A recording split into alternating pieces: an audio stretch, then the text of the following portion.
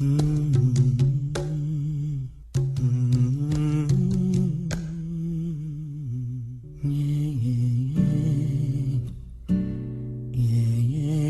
choro do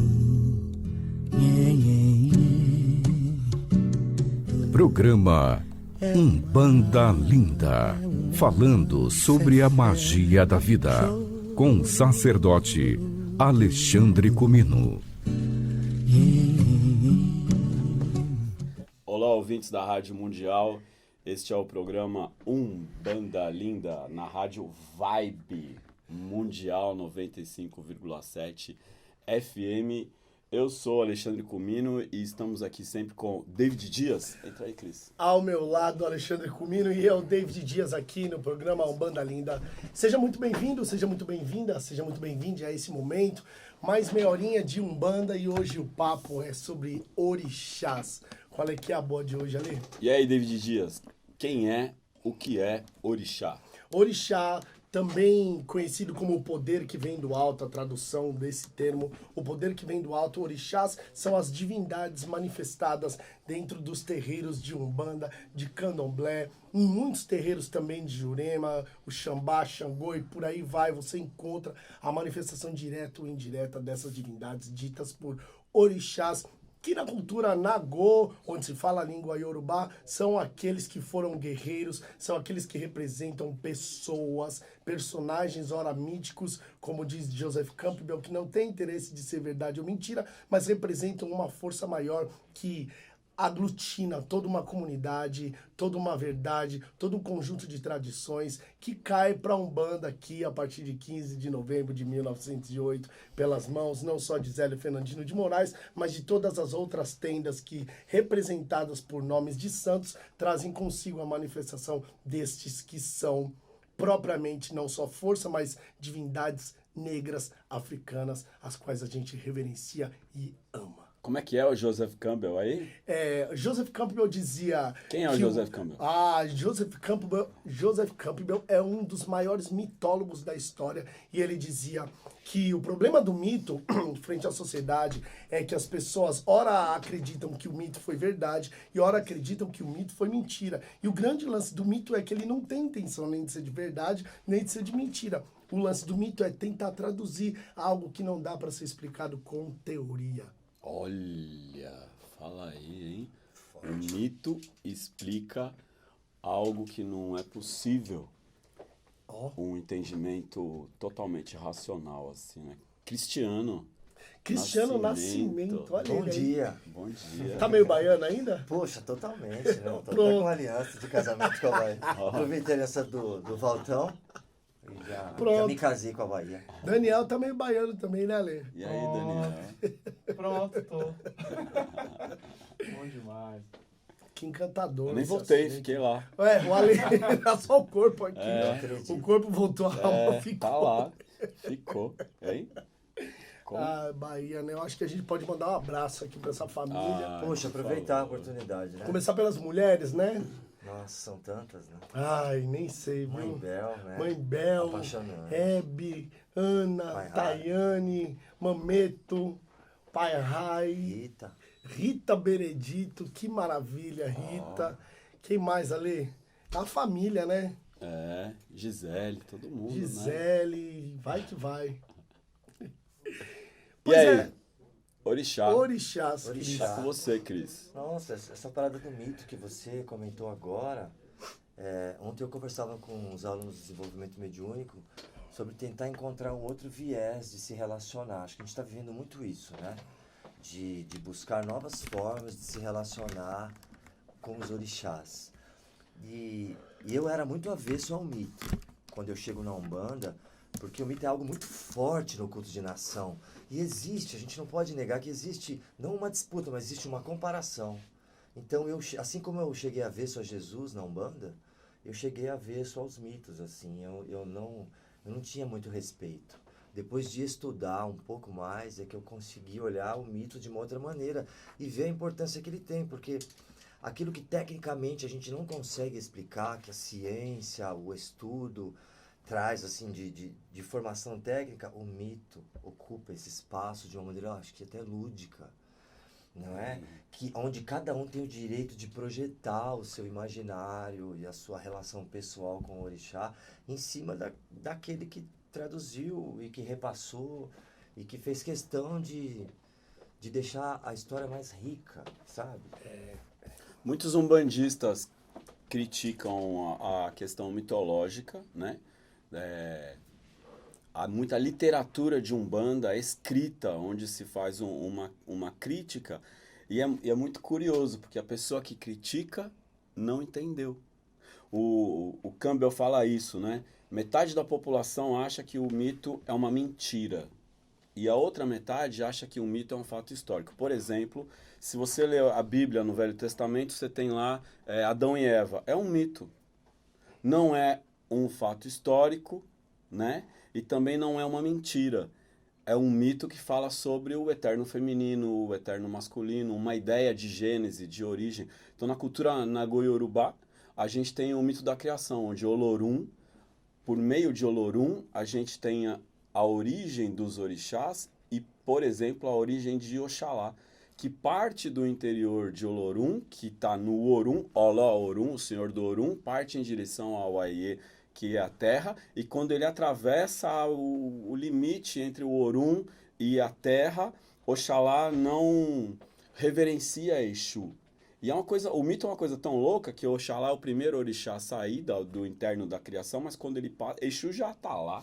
Então é uma coisa completamente louca, né? Acho que só a obra de Rubens, não só a obra de Rubens Saraceni, mas a obra de Rubens Orixá Exu, explica essa questão de Exu. Então o mito diz que Oxalá chega no Aie, encontra uma palmeira, bebe o vinho de palmeira e se embriaga.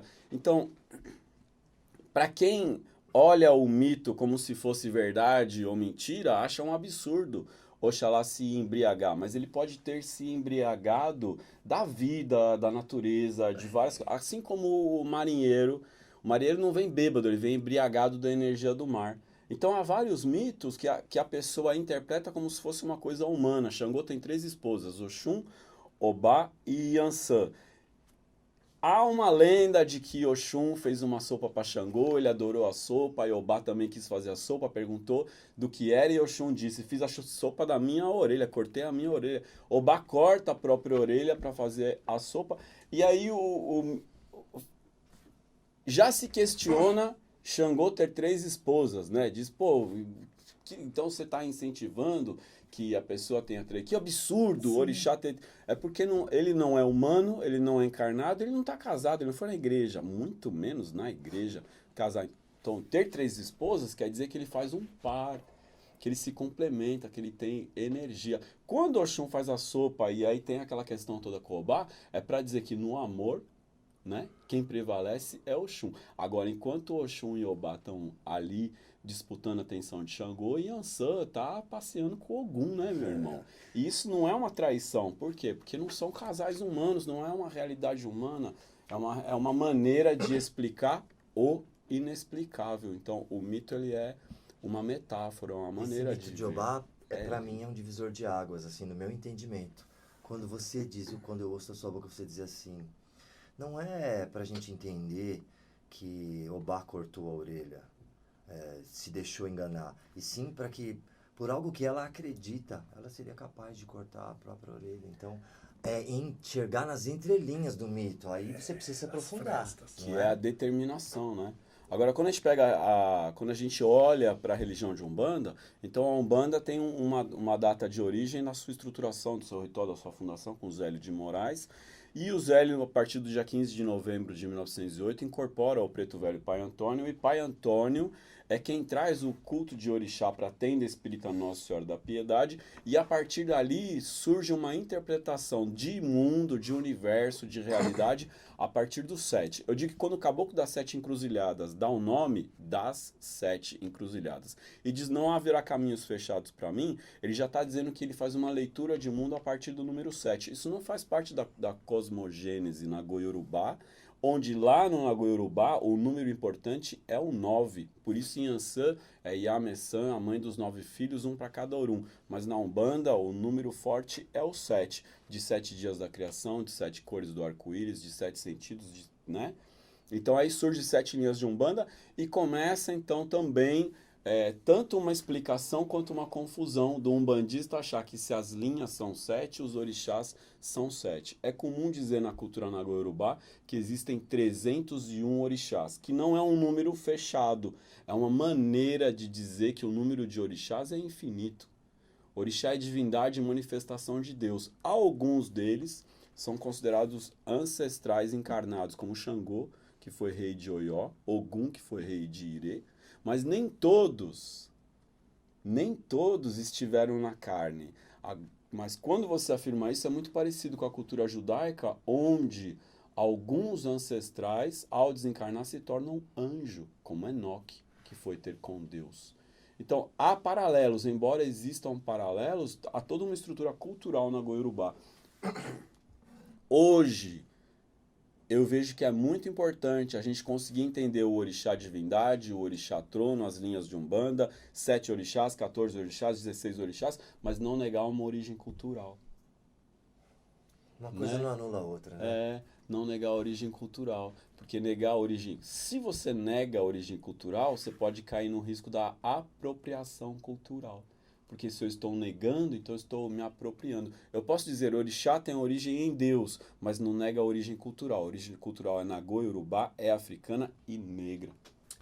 O Rodney William acabou de lançar o livro agora, Apropriação Cultural, e lá no capítulo Brancos no Terreiro, fala exatamente sobre isso.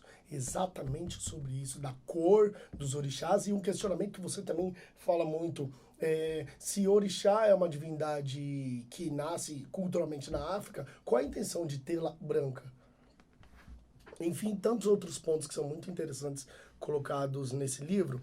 Aí, junto dessa ideia do mito e do Itã, né, da história do orixá, se a gente não olha para isso, a gente tem uma tendência a perder a poesia da criação da divindade.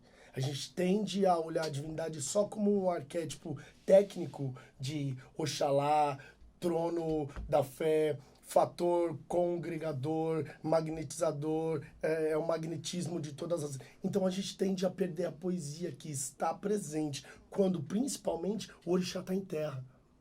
Quando a fé se torna presente, o silêncio no terreiro e aquele momento contemplativo, aquilo se manifesta principalmente pelo conto do Itã, por como aquilo acontece, pelas histórias, e aquilo casa tudo, né? E acho que é importante, sim, você dizer isso, Cris, que uma verdade não altera a outra, mas fato que elas se combinam, né? Quando a gente olha uma obra, por exemplo, a obra da Umbanda Sagrada, a obra do Rubens, ela combina plenamente com os cultos, ou com os itãs, com os contos dos orixás.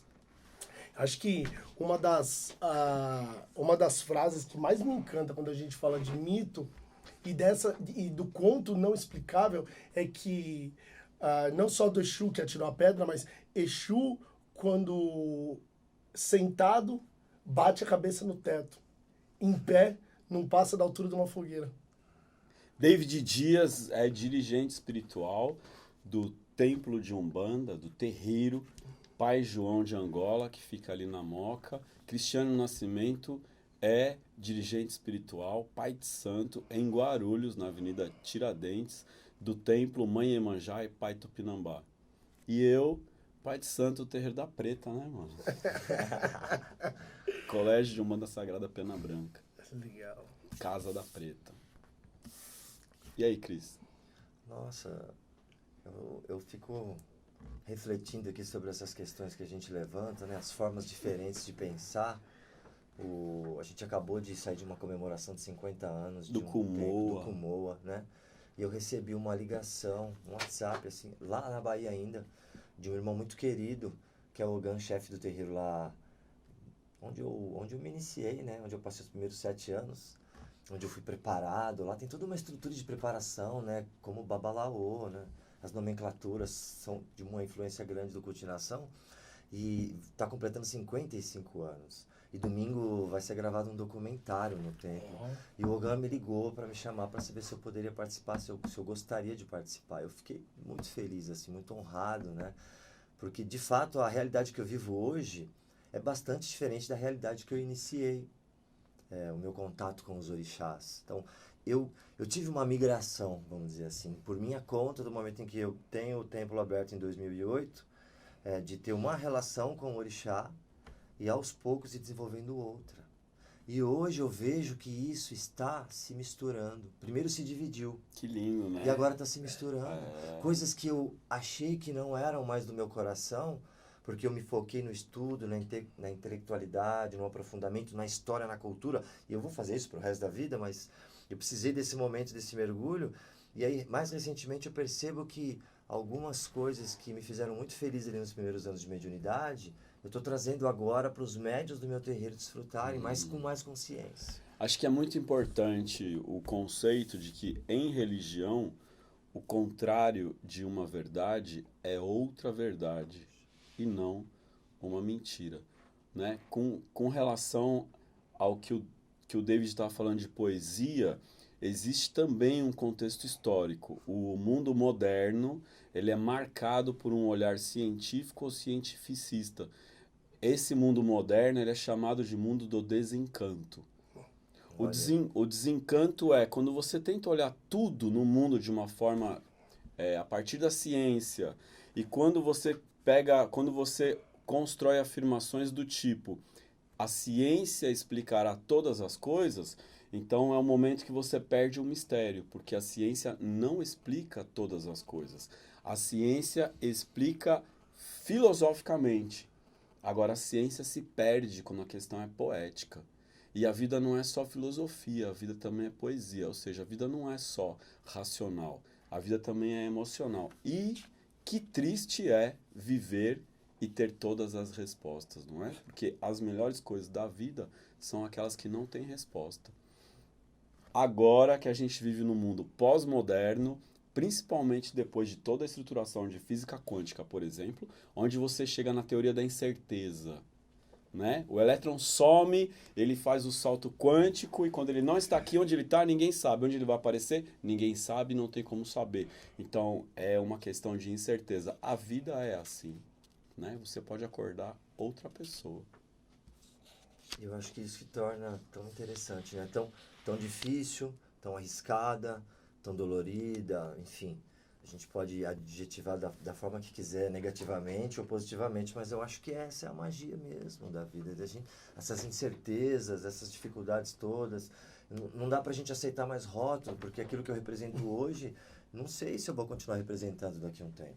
Não é? Não dá mais pra aceitar rótulo. Esses dias a Renata falou pra Alexandre, você é a pessoa que eu conheço que mais nega rótulos na vida.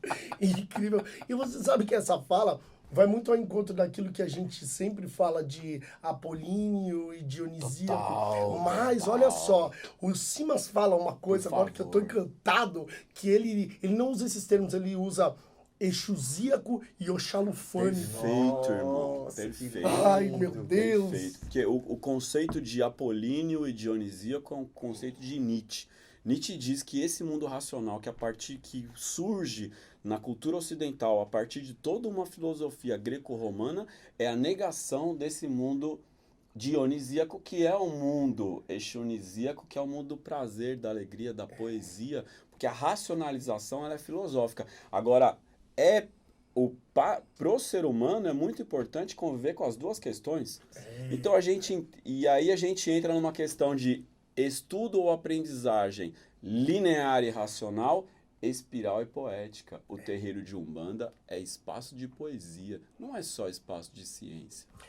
O espaço de poesia é talvez a prática da ciência, né? É a mumunha do preto velho, o cochicho do preto velho, que é a oralidade dentro do terreiro, e nela tá incutida assim aquela teoria que depois a gente ouviu o preto velho falar, a gente para compreender aquilo de forma mais empírica. Mas dentro do terreiro, a teoria não se torna tão presente quanto a prática e a oralidade. Quando o médium pergunta quem sou eu, quem é o guia, é porque ele se perdeu no guia, o guia se perdeu nele. Então a busca não é racional, a busca é emocional, a entrega é de coração, né? Quando a gente expande a consciência, eu participei do Encontro Brasileiro de Xamanismo recentemente com um cientista que está estudando o tratamento com psicodélicos aqui no Brasil, cogumelo, e ele está fazendo um tratamento com pessoas que usam medicinas para expandir a consciência. E aí a ciência avança super bem, mas quando chega em traduzir aquilo que o ser humano pensa, aquilo que o ser humano sente quando está com a consciência expandida, aquilo que o ser humano sente quando está incorporado, Não há técnica, não há como traduzir, porque eu acho que é uma experiência, por mais que a gente encontre pontos em comum daquilo que nos toca, é uma experiência tão pessoal, o próprio ato da incorporação, que essa fantasia, a exploração desse... Você acaba desejando ter outra incorporação, para viver um pouco mais esse prazer, né, essa fantasia e essa coisa que te liberta, né? A gente precisa de um programa para falar sobre isso, não é?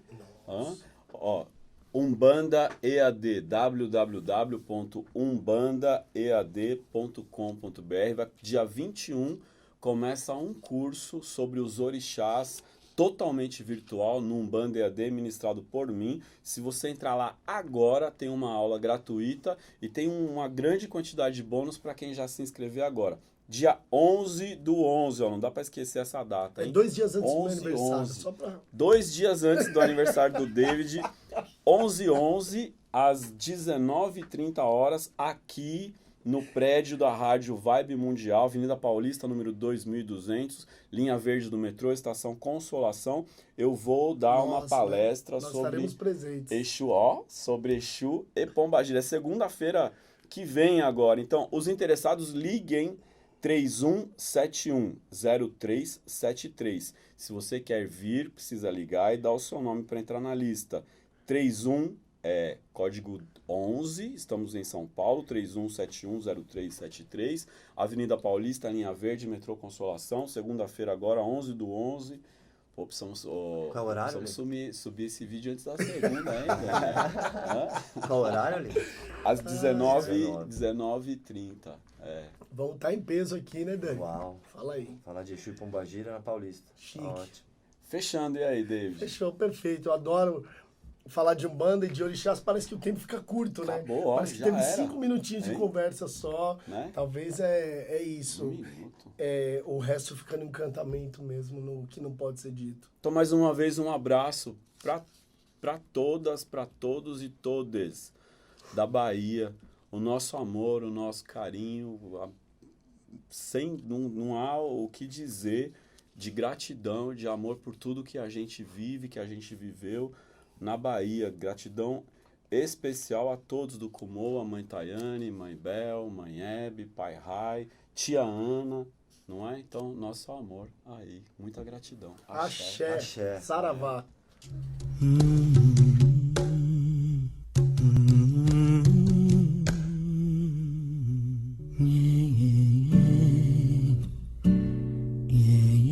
O choro do Programa Umbanda Linda, falando sobre a magia da vida, com o sacerdote Alexandre Cumino.